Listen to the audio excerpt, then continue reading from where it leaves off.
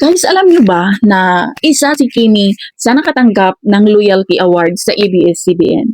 Pero bakit kaya siya naging emotional noong nag-speech na siya at nagpapasalamat? Hi guys! Hi everyone! Good evening! This is Manay Gina and welcome back sa aking YouTube channel.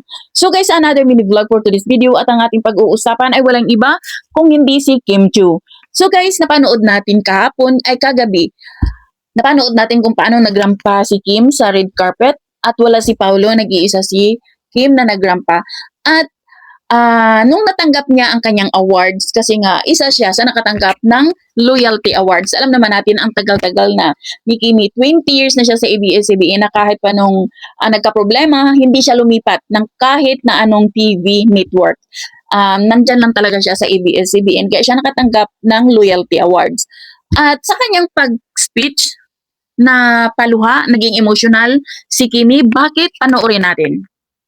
Nagsimula din ako without any talent. Paras kami ni Enchong. I don't know how to sing, to dance, to act, but what I only have are dreams and hope na sana ay maitawid ko yung pamilya ko. And yung isang dream ko din na mapanood sa TV everyday. After 20 years, parang everyday pa rin naman. So thank you so much for fulfilling my dreams and for giving me this wonderful journey na meron ako ngayon dito sa ABS-CBN. And I also learned with those 20 years is that your talent will bring you in the room and open doors for you. But your attitude will define how long those doors will stay open.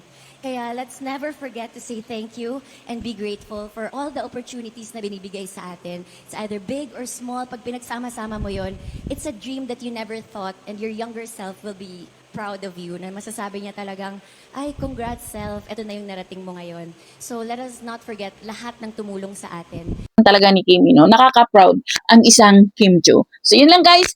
Thank you for watching. Until then, bye. God bless everyone.